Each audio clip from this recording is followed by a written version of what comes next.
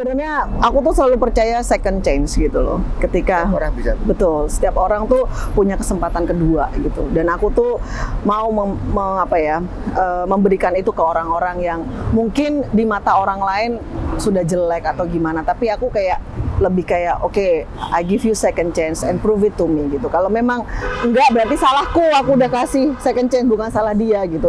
Karena buat aku bagian aku untuk memberikan kesempatan, bagian kamu mempergunakan kesempatan itu baik apa enggak gitu aja. Luar biasa ya. Karena aku pernah di posisi yang itu, Mbak. Pernah di posisi jadi orang yang salah dan diberikan kesempatan yang kedua.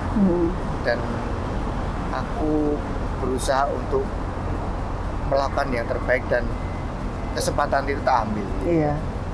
Dan ya enak jadi enak gitu. Tapi dari semua itu ya, Mbak, kenapa aku bilang teman-teman tadi tak kasih informasi ini perempuan kontroversi banget kalau ngomong di Halim ya, di setiap warung itu kena dokter. Nggak usah warung deh, nggak saya warung.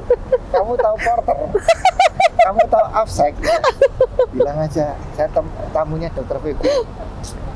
Orangnya mana? Atau pasti nyuruh orang gitu. Nah, sampai ke level itu kamu mau touch mereka. Iya. Karena kita semua sama equal. Oh, iya. Apa yang harus kita bikin arogan, sombong, kayaknya nggak ada gitu. Karena ya kita diciptakan sama Tuhan kan sama nih, tangan, kaki, mata semua sama gitu. Ya mungkin ada status sosial atau apa yang berbeda. Itu kan buatan manusia gitu loh. Tapi secara naturalnya kita ini kan sama-sama manusia gitu ya. Ngewongke nggak ada salahnya kok ngewongke manusia kan. Memanusiakan gitu. manusia. Betul. Kan mereka juga partner kerja kita. Aku tidak pernah merasa aku punya bawahan gitu. Aku selalu menganggap tuh teman-teman yang di kantor ataupun orang-orang lapangan, Afsek, ground handling itu adalah rekan kerja aku gitu. Jadi ya apa yang harus disombongin gitu. Dan kamu membangun perusahaan apa sih nih? Alfa 5. Alfa 5. Kenapa Alfa 5? Alfa 5 itu sebenarnya holding point di Halim. Jadi karena keseringan dengar Power ngomong Alfa 5 kayaknya catchy banget nih dibikin gitu. Lebih gampang ya. Betul gitu. Alfa 5 Cakrawala Indonesia, tapi kita punya branding Alfa 5 Aviation gitu. Dengan yang ada di dalamnya kan aku pernah ngitung ya. Officially aja ya. Officially kurang lebih sekitar 6 atau 7 ya. Apanya? Karyawan. Officially enggak sih 15 dengan kru ya sekarang. Oh iya enggak yang ada di kantor biasanya 10-an ya. 10 keluarga yang menggantungkan kehidupannya di pundak. Iya. Men nggak capek. Enggak sih, karena apa ya? Mereka support kamu semua. Iya, itu. Bawah loh. Wah, belum tahu kamu.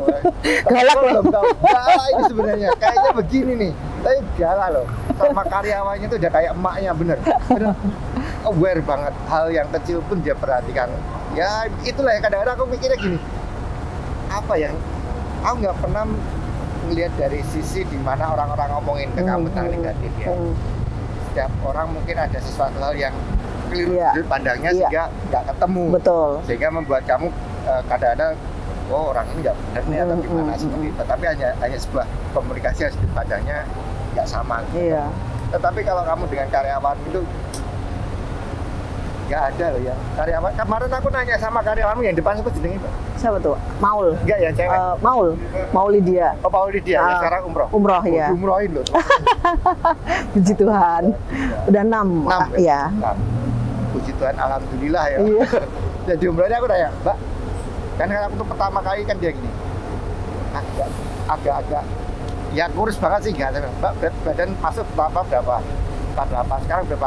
55. Wah, ya happy semua di kantornya dia ya, karena kamu bisa membawakan semuanya itu dengan family ya. Iya, kekeluargaan gitu. Ya.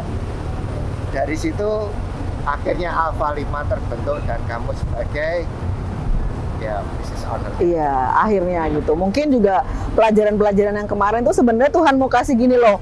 Udah nggak usah kerja sama orang, sendiri aja. Kamu mampu. Iya dong, maksudnya Tuhan tuh bilang, gue mau kasih lo banyak nih, Tapi lu percaya nih sama gue, lu malah percaya sama orang lain gitu. Gue nih ibaratnya apa namanya Tuhan lo nih gitu, tapi percaya gitu loh. Makanya mungkin ya itu maksudnya ya di prosesnya harus dibentuk itu akhirnya oke, aku punya confident untuk aku bangun ini sendiri gitu. Dengan Alpha 5. Iya. Jadi Alpha 5 itu akhirnya jadi apa ya? Start awal yang benar-benar murni pure punya aku, iya. Jadi kita sekarang punya aviation consultant, kita aircraft brokerage, jadi kita juga menampung prinsipal-prinsipal yang mau beli pesawat lewat kita gitu. Jadi secara proper, kadang-kadang kan banyak ya yang kejebak sama broker-broker nakal ya gitu kan. Nah kita mau, karena kita semua by system gitu. Jadi apa namanya, selain itu juga kita charter broker untuk pesawat-pesawat yang memang disewakan gitu. Jadi ya menyeluruh lah. Next kita mau bikin AOC ya.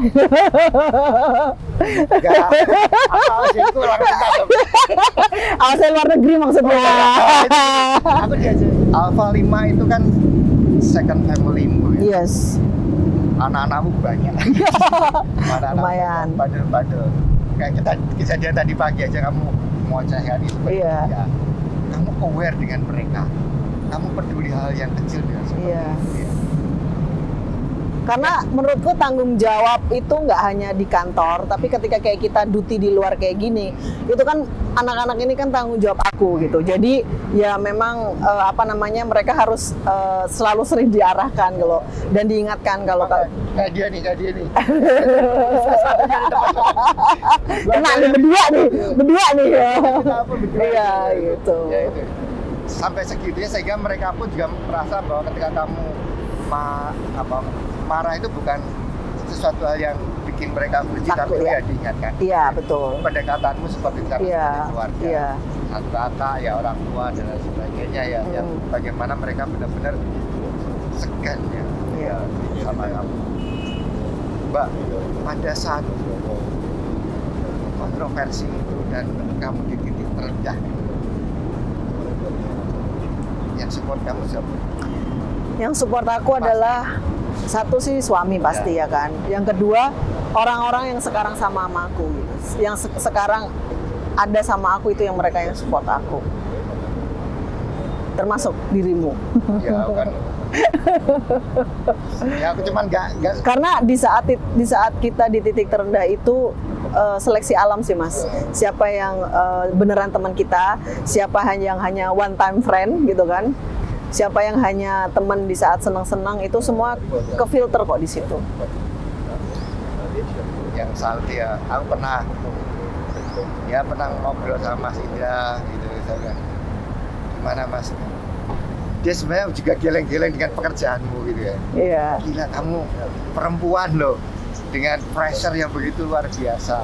Makanya dia support kamu ya.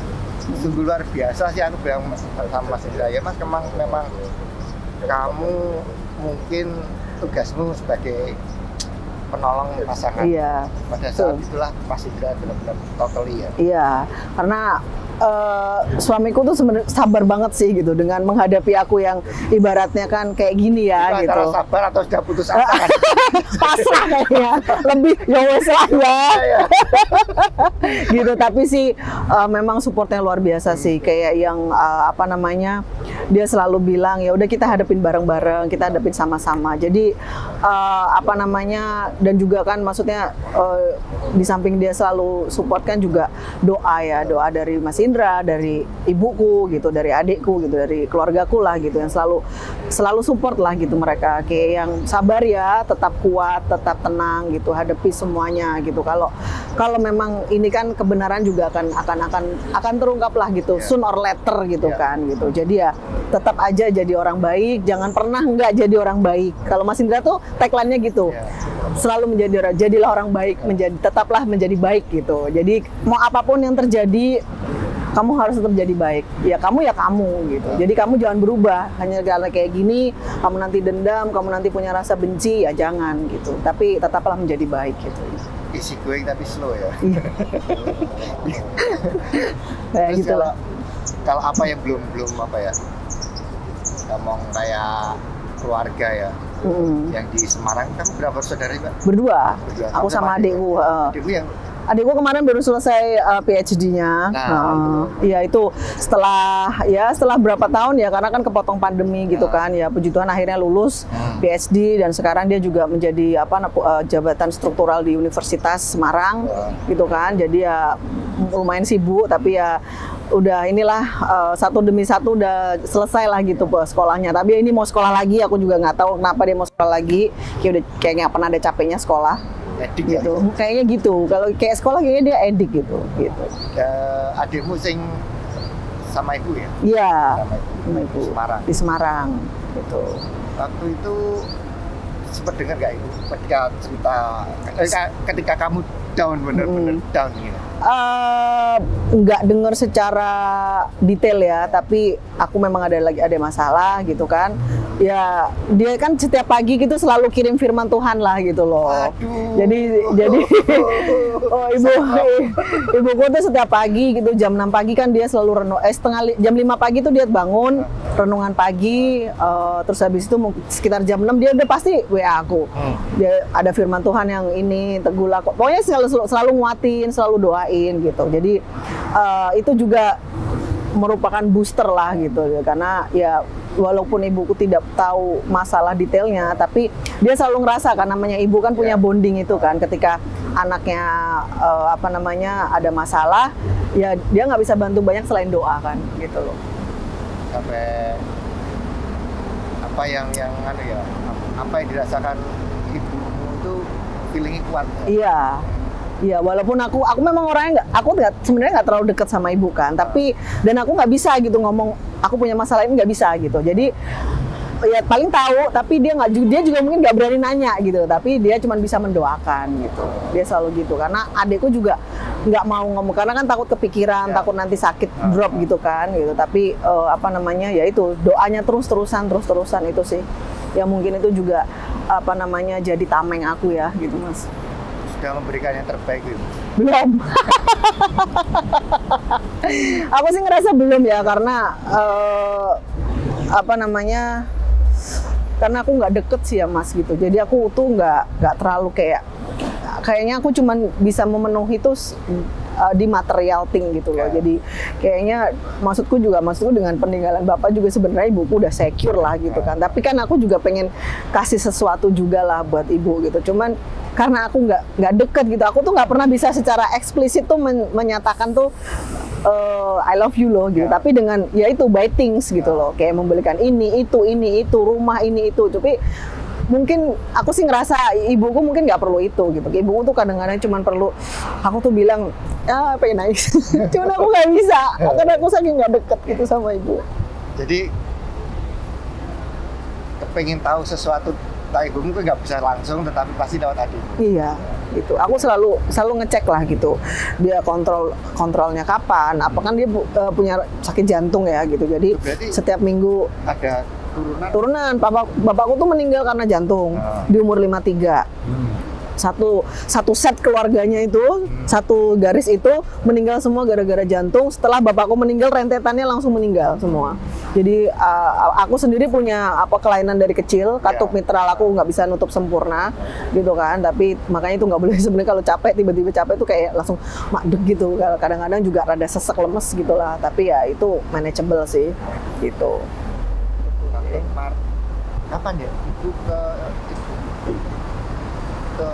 Italia ke Eropa? Enggak, ke Turki kemarin. Iya, sama Bude ya. Itu pengen pengen pergi. Dia kan seneng, dia emang religius banget kan. Sedangkan Turki itu kan bagian ada Efesus, ada apa dia seneng gitu loh. Jadi aku juga aku juga kaget waktu dilaporin sama anak-anak, ternyata ibu sama Bude yang paling excited untuk naik ke gunung inilah gitu. Karena aku nggak ikut kan gitu. Ya di mana sih? Kampadokia. Iya, Kampadokia.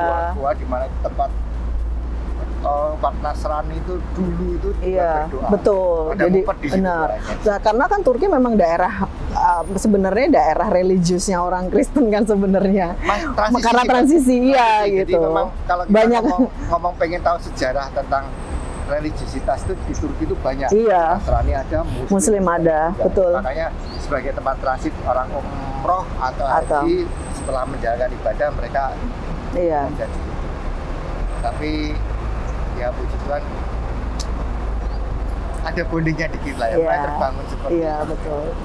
Aku juga ada beberapa yang merasakan hal yang sama kan dengan orang tua, karena memang dari latar belakang aku kecil hingga remaja itu gak dengan orang tua. Pada saat itu aku menyadari bahwa kapan lagi, Iya. kapan lagi aku bisa memberikan attention ke orang tua aku, karena aku nggak tahu. Ya apalagi kalau orang tua itu kan semakin berumur semakin kayak anak kecil ya Mas gitu. Aku juga sebenarnya ya paling terima kasih sama adikku sih. Dia benar-benar sabar dan mengorbankan, ibaratnya mengorbankan waktunya dan apa ya, semuanya lah gitu buat ibu, ngurusin ibu, karena ibu tuh ya namanya orang tua makin sepuh tuh makin kayak anak kecil kan. Kalau aku sih mungkin nggak sanggup, aku nggak sabaran gitu. Tapi adikku tuh ya paling cuma bisa nangis. Kadang-kadang nelpon cuma nangis ya karena habis ribut, habis apa gitu. Tapi ya gitu lagi, karena ya itu kayak Tom and Jerry sebenarnya mereka, tapi saling butuhin gitu. Makanya aku tuh ya terima kasih lah sama adikku gitu, karena ya dia bener-bener mencurahkan waktunya buat ngerawat ibuku gitu.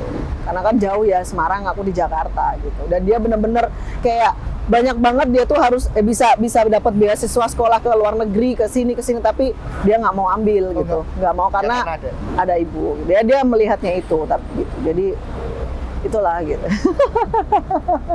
Memang ya dengan dunia seperti ini membuat karaktermu seperti ya beda jauh sih. Aku lihat ya, pernah ketemu di Semarang waktu itu antara adikmu yang kalem dan kamu yang brutal. ya gini lah gitu loh. Beda banget ya. Jadi dua karakter yang berbeda tapi saling mengisi ya, menguatkan dan apa menyadari bahwa kalian ini adalah keluarga. Iya, itu. Kalau Bapak almarhum sangat berperan. Iya. Banget. Karena aku paling deket sama bapak sih. Jadi kayak apa aja aku bisa cerita sama dia. Aku lagi dideketin cowok cerita, aku lagi ini ceritakan, dan dia itu orangnya tuh kan apa ya, apresiatif gitu. Jadi kalau aku bikin apa gitu dia apresiasi. Dia selalu kasih reward gitu. Ya mungkin itu juga yang aku lakuin ke anak-anak sekarang gitu kan. Dan sebenarnya apa namanya, aku tuh kagum sama bapak aku karena dia tuh selalu ngebantu orang. Itu yang aku lihat dari dia gitu. Apapun itu, mau dia lagi susah pun sebisa mungkin tuh dia bantu teman-temannya, bantu orang-orang sekitar dia gitu. Karena aku pengen loh seperti itu loh, ketika aku nanti mati ya Mbak, anakku tuh jangan ngomong kayak gitu loh Mbak. Berarti ada satu legacy yang bisa ditinggalkan sama bapakmu secara nggak langsung tertanam, sehingga kamu pun lakukan pada orang lain. Iya, karena dia selalu bilang, Mbak, kamu tuh nggak akan jatuh miskin dengan memberi orang, gitu. Jadi kalau kamu, apalagi, dan sebenarnya aku apa ya, kayak dia tuh selalu bilang, kamu tuh kalau misalnya punya 5 kue, gitu kan, nggak apa-apa, kamu belikan 4-4-nya gitu, atau kamu 4,5 deh kamu berikan ke orang lain. Kamu mesti punya setengah yang bisa kamu makan, dan itu cukup untuk diri kamu. Dan dia selalu bilang, cukupkan dengan yang ada, cukupkan dengan dirimu yang ada, jangan berlebihan.